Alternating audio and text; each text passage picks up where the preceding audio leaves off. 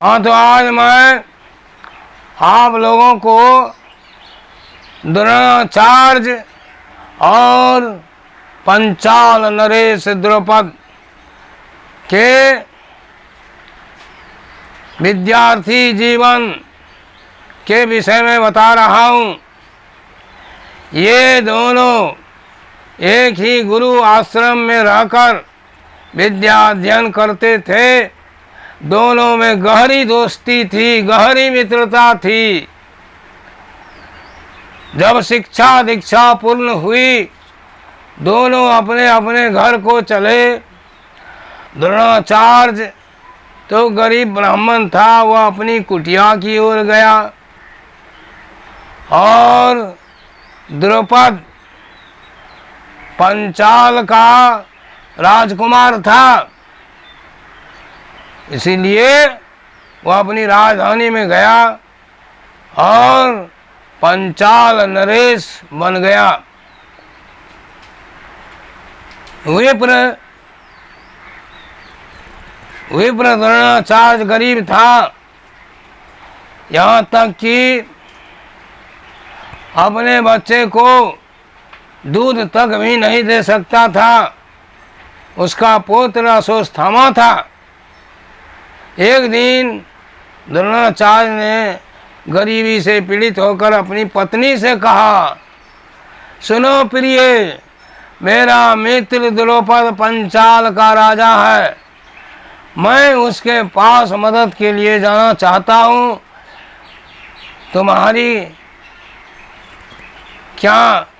तुम्हारा क्या विचार है?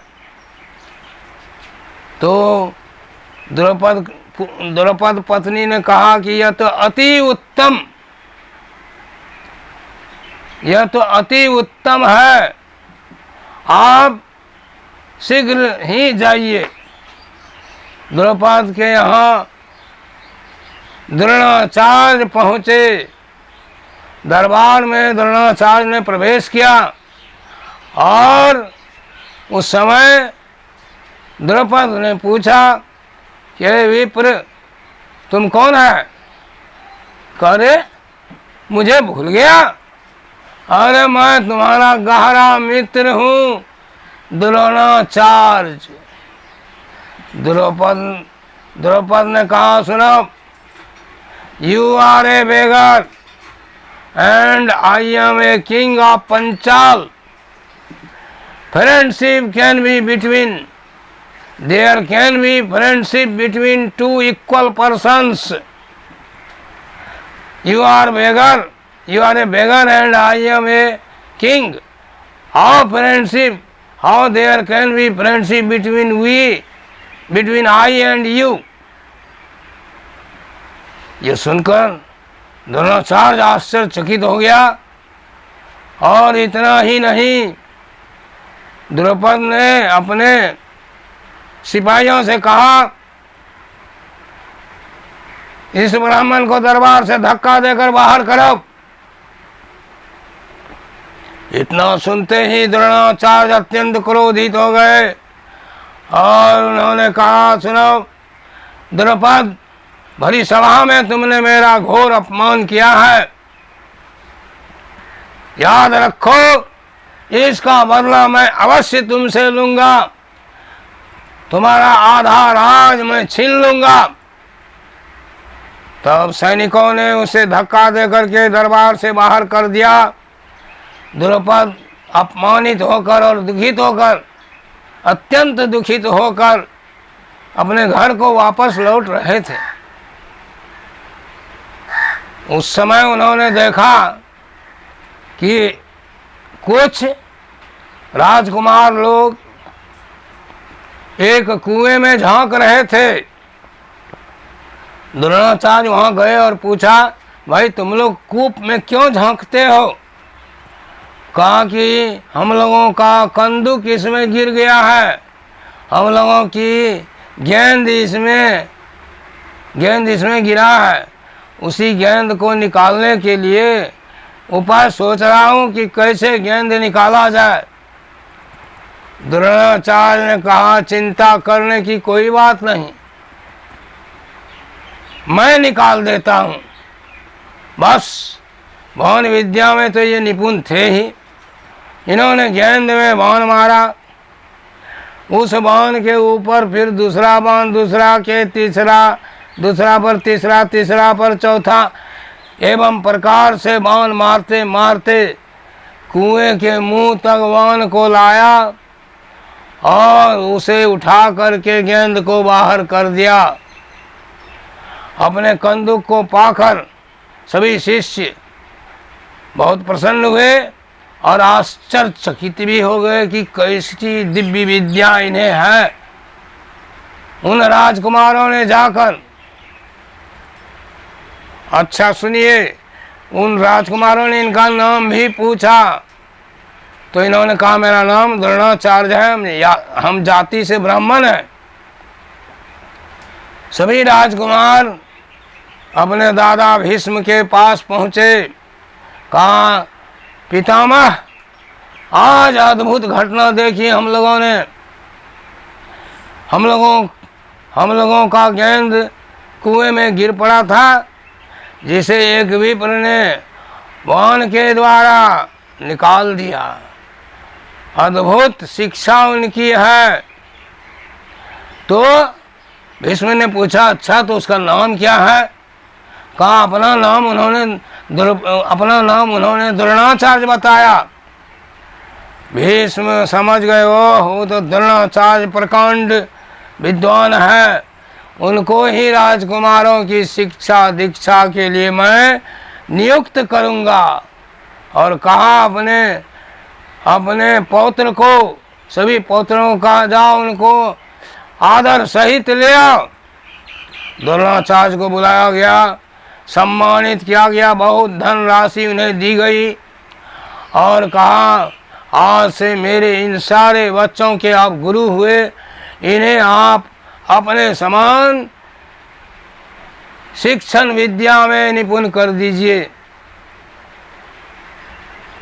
द्रोणाचार्य प्रसन्न हुए। उस दिन से कौरव पांडवों को पितामह भीष्म ने उन्हें सौंप दिया और द्रोणाचार्य ने बड़ी तन मन से उन लोगों को सिखाना शुरू किया, युद्ध कला सिखानी शुरू की। जब शिक्षा दीक्षा राजकुमारों की पूर्ण हो गई तो द्रोणाचार्य ने कहा सुनो, अब तुम लोगों का शिक्षण काल समाप्त हुआ, अब मुझे दक्षिणा चाहिए, गुरु दक्षिणा। कौन क्या देगा मुझे गुरु दक्षिणा?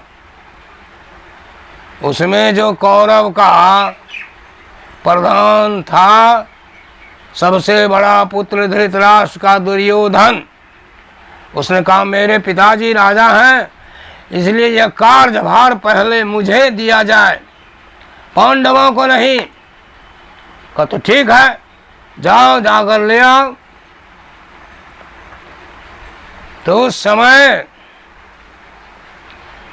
समय कर्ण भी उसके साथ था। सभी मिलकर द्रौपद के पास गए और कहा सुनो, मेरे गुरु ने मुझे आदेश, हम लोगों को आदेश दिया है कि तुम्हें बंदी बनाकर ले जाऊं। हम लोग तुम्हें बंदी बनाकर ले जाएंगे। द्रौपद क्रोधित हो गया, कहा ठीक है, मुकाबला के लिए तैयार हो जाओ। द्रौपद भी बहुत बहादुर था, उसने सभी को पराजित कर दिया। सभी उदास होकर द्रोणाचार्य के पास पहुंचे। द्रोणाचार्य ने कहा क्या हुआ, क्यों न लाया द्रौपद को? सभी सिर झुका के खड़े हो गए। कहा बात क्या, बोलो। तब दुर्योधन ने कहा कि हम लोग उन्हें पराजित नहीं कर सके, बल्कि हम ही लोगों को पराजित कर दिया। ये सुनकर द्रोणाचार्य ने कहा तब कौन ला सकते हो? उस पर भीम और अर्जुन दोनों ने कहा यह आदेश पहले मुझे क्यों न दिए थे गुरुदेव? ये लोग क्या उनको ला सकेंगे? वो तो बहुत शिक्षण कला में निपुण है, बाण विद्या में निपुण है। इसीलिए मुझे दोनों भाई को आदेश दीजिए, अभी पकड़ कर ले आता हूं। तो द्रोणाचार्य ने कहा सेना लेकर जाओ, क्योंकि द्रौपद बहुत बहादुर है। अर्जुन हंसने लगा, भीम भी हंसने लगा। कहा दुर्योधन को कि तुमने हस्तिनापुर की नाक कटा दी है, सिर झुकाकर खड़े हो तो क्यों तुम गया, हमारे राज्य की बदनामी हुई। तो द्रोणाचार्य ने कहा कि सेना ले लो। कहा दोनों भाइयों ने, दोनों भाई हंसने लगे।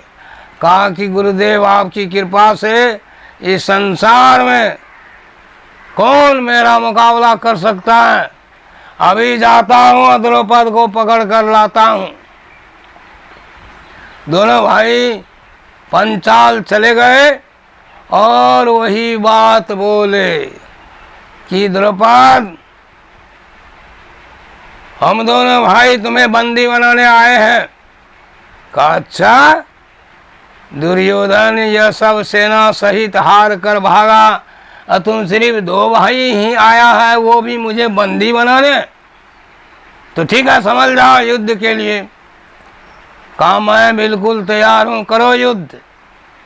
घमासान युद्ध हुआ।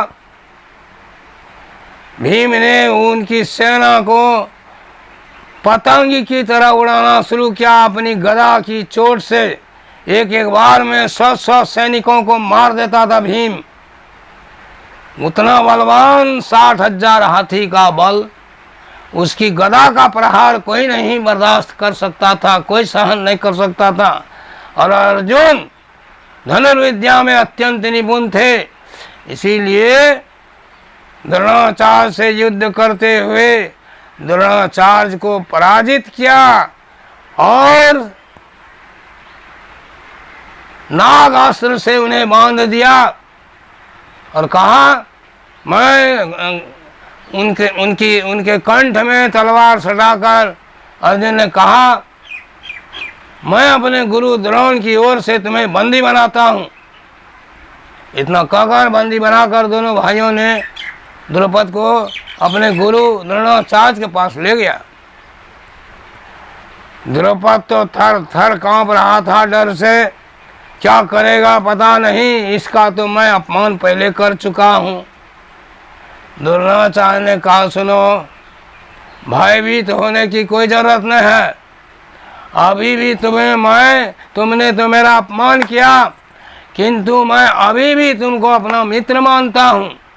हाँ, तो तुम्हारे कथनानुसार तुमने कहा था, याद है कि दोस्ती, there can be friendship between two equal persons.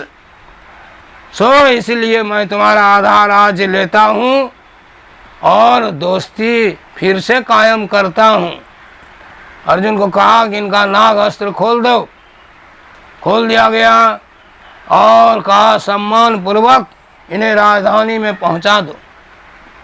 Bhim Arjun दोनों भाइयों ने उनको सम्मान पूर्वक राजधानी में पहुंचा दिया और जाते जाते उन्होंने द्रोणाचार्य से कहा, मित्र अब तो तुम फिर से मेरा मित्र बना, तो सुनो, इसके समान, इस राजकुमार अर्जुन के समान इस भूमंडल पर कोई वीर मुझे नजर नहीं आता है, इसीलिए मैं इन्हें अपना दामाद बनाऊंगा। इतना कहकर द्रौपद चला गया। उसके बाद शेष कथा मैं कल कहूँगा। यशस्वी भव।